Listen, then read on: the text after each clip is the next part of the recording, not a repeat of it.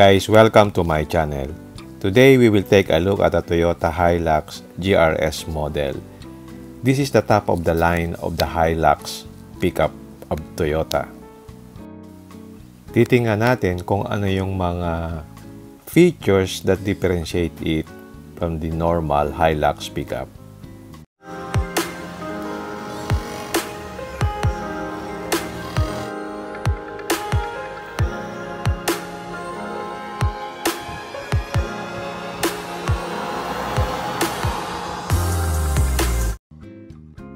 Ang unang tanong, ano ba ang ibig sabihin ng GR? Ang ibig sabihin ng GR is Gazoo Racing. Then ano naman ang ibig sabihin ng Gazoo? Ang ibig sabihin nito is garage. Diba yung garage is very intimate place where people work together to improve the smallest details. Para siyang laboratory, doon nagko-collaborate yung mga engineers to deliver better cars and services for the customer. Bali, ang concept niya, yung Toyota sumasali doon sa mga karera o rally. Tapos, yung mga natutunan nila doon, ina-apply nila sa pag-produce ng better cars. Magkaiba yan doon sa tinatawag na TRD. Kasi yung TRD works on refining the performance of the existing standard Toyota models. Samantalang yung Gazoo Racing, on the other hand, ang ginagawa niya, nagkikreate siya ng performance vehicles that roll right out of the factory with Toyota GR branding. Ginamit nila yung GR branding dun sa Yaris, yung Supra, yung 86, and lately itong sa Hilux pickup. Ang unang mapapansin mo dito, yung kanyang fascia is different kasi naka-spell out yung pangalan ng Toyota. Compare mo doon sa Conquest, for example, diba yung logo lang ng Toyota. So parang retro. Kung mapapansin nyo yung mga unang labas ng Toyota Land Cruiser, mga 1973, 74, diba naka yung logo ng Toyota. Naka-spell out yung Toyota. Ganon din yung ginagawa ng iba sa ibang mga manufacturers ng araw, katulad ng Nissan. Yung Nissan Patrol dati naka-spell out yung pangalan ng Nissan, which I like very much. So sa malayo pa lang, pag nakita mo na yung word na Toyota, ibig sabihin GR model yon. Ang maganda dito, naka-black yung fascia, tapos naka-silver yung Toyota, kaya nag-stand out siya. Tapos yung headlamp niya, naka-bi-beam LED with auto-leveling function, similar to the Toyota Hilux Conquest. Yung fog lamp niya is also LED, pero magkaiba yung design ng kanyang housing compared dun sa Conquest. Let's take a look again sa front design niya. So, napaka-simple, malinis tingnan, yung hood, simple. So, ito yung build na parang clean look. Gustong-gusto ko yung itsura niya. If you look at the side profile, mapapansin mo yung kanyang fender flares ay body colored, which is different doon sa Conquest na black siya. So, iba yung dating pagka-body colored. Tapos, yung kanyang mga door handles is body colored din. So, parang mas formal siyang tingnan than the black color. And then, meron siyang optional na rain visor na parang may accent ng carbon fiber. Tapos, meron siyang GR logo. And then, meron na rin siyang built-in shark fin antenna na body color din. Tapos, yung design ng mga doors, simple lang, straightforward. And then, malinis yung sides niya. Wala siyang nakasulat na pangalan. Unlike yung sa Conquest, meron siyang nakasulat na pangalan sa side. Then, meron siyang sports bar na gloss finish as against dito sa Conquest na matte finish. Then, yung tires niya is 265/60 R18 na alloy na GR design. Yung kanyang side mirror is black. It's power fold and power adjustable. Ganun, kanyang door handles ay body colored at saka meron siyang smart entry system. Now, let's take a look at the back. Yung kanyang rear combination lamp is LED na may line guide. Meron din siyang bulb. As compared dun sa Conquest na bulb lang talaga siya. And then, meron siyang GR Sport emblem sa baba ng Hilux, which is different doon sa treatment doon sa Conquest. Kasi yung sa Conquest, nandun sa gitna yung word na Hilux.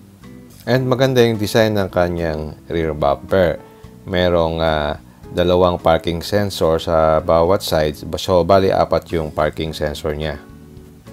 Yun naman kanyang step board is parang made of plastic material.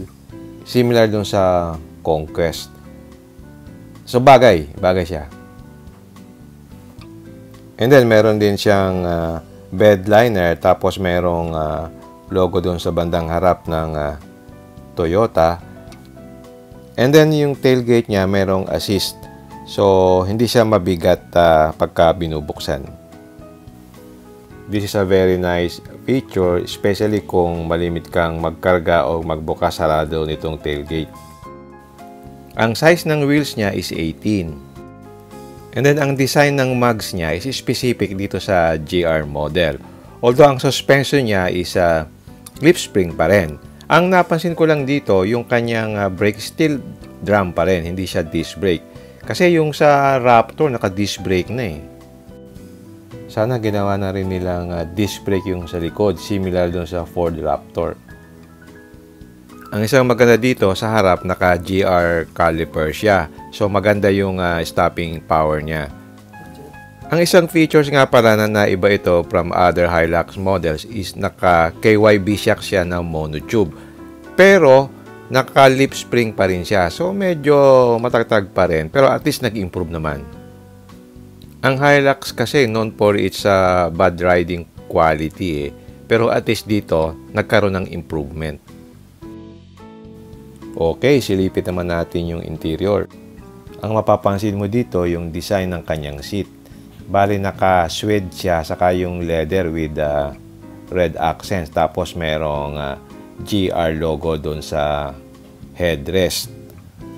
Okay yung suede sa gitna, so hindi siya mainit upuan, hindi kagaya ng pure leather. Yung seats niya may red stitching, tapos parang merong accent doon sa dalawang side. Ito yung close-up ng kanyang seat material, ano? Ito yung suede. And ito naman yung leather portion ng kanyang seats. Ang maganda sa upuan niya is 8-way power seat adjustable siya. Unlike yung sa Conquest na manual adjustable. So, compare mo dun sa Conquest, yung Conquest kasi hindi naka-leather seat. Okay, tingnan natin yung center console. Simple lang yung design. Meron dalawang bottle holder dun sa harap, which is the right position kasi dun sa position na yan, hindi may istorbo kapag nag-shift ka ng cambio. Kasi pag nasa baba yan, nakaka-istorbo yan eh. Ito naman yung adjustment ng side mirror. Nandito rin yung pag-lock and unlock ng door, saka yung pag-up and down ng windows. Simple lang yung design niya, functional. And then dito sa lower portion, nandun yung speaker.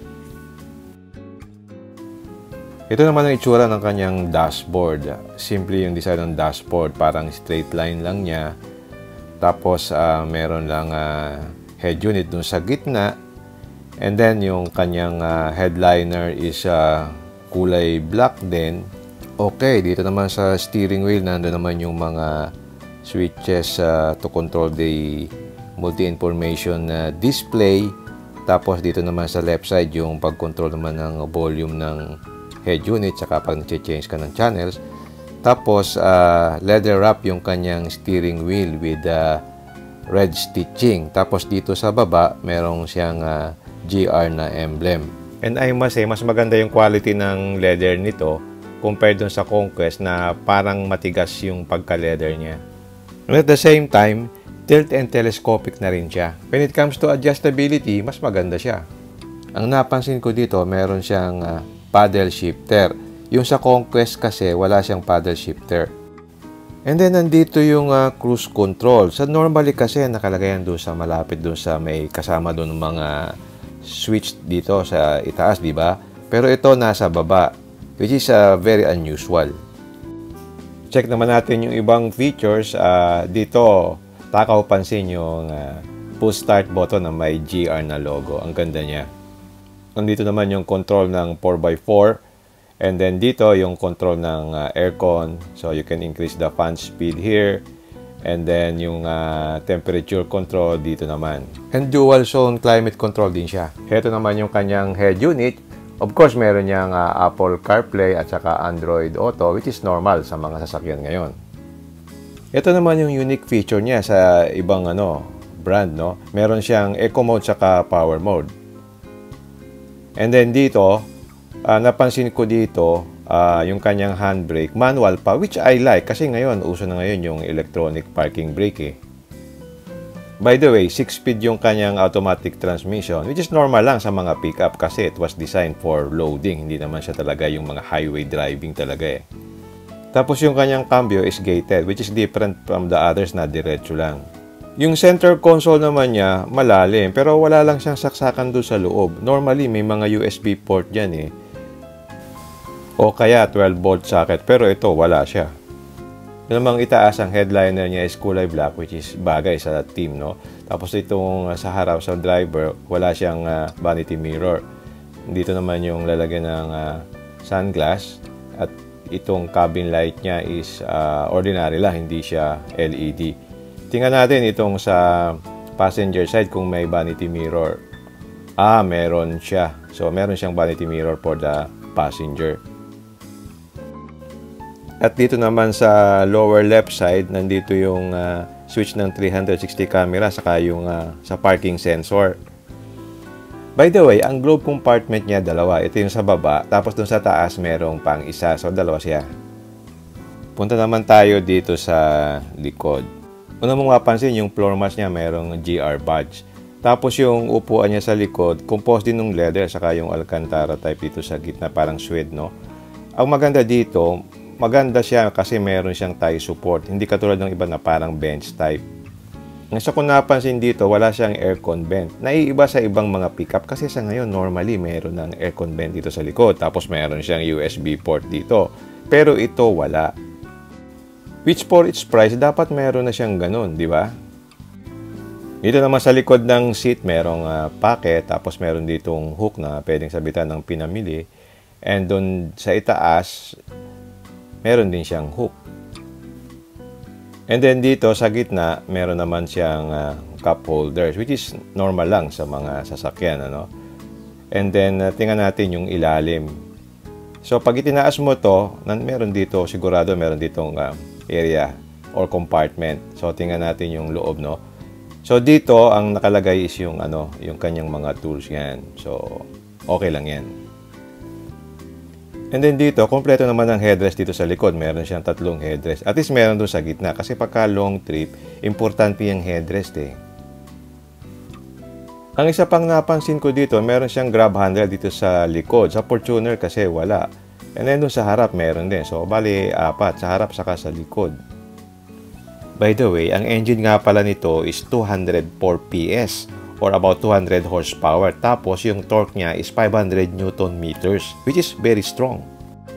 In terms of safety features naman, meron siyang SRS airbag, meron sa driver, sa front passenger, sa side, tsaka yung curtain seat. Meron din knee airbag. Then, meron din siyang ABS, Vehicle Stability Control, Hill Start Assist Control, saka yung Downhill Assist Control. Napansin ko lang, wala pa siyang ibang mga active safety features like yung rear cross traffic alert, lane departure warning, saka yung front mitigation system, which at this price point dapat meron na siya. But I find the price steep. Kasi 2,500,000 na siya eh. Compared to its sporty rival na Navara Pro 4X, it's more expensive by about 260,000. Pero pag nakita mo siya sa personal, ang lakas ng dating niya. Kasi ang ganda ng pagkaka-body color, saka yung kanyang emotional red na color, ang ganda ng kulay. And featured dun sa clean look na inaay ko. Hindi ko kasi type yung medyo rugged look. At na-mention ko din dun sa previous vlog ko about the Conquest, yung Hilux talagang maganda siyang bihisan. Lagyan mo lang ito ng TE37 tapos naka BF Goodrich, sobrang pogi nito. Sa sobrang attractive nito, hindi mo na maiisip yung price plus the fact na pangmatagalan kasi plus factor yung reliability ng Toyota. Kung iisipin mo, yung GR talaga is doon sa mga performance cars ng Toyota like yung Supra at saka yung Yaris, no? Pero in-extend nila yung GR DNA dito sa Hilux at saka doon sa Fortuner na mga utility vehicles. So I guess even if the price is steep, marami pa ring bibili nito kasi Toyota yan eh. Saka maganda talaga.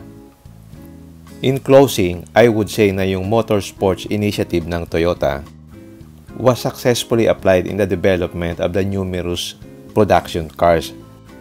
As per my research, Toyota is preparing to launch the all-new Hilux in 2023. And with it, will come a new GR version na pwede nilang itapat dun sa Ford Ranger Raptor. Alright, hanggang dito na lang. If you like this video, don't forget to like, share, and subscribe. Until next time, see you again in my next vlog. Bye!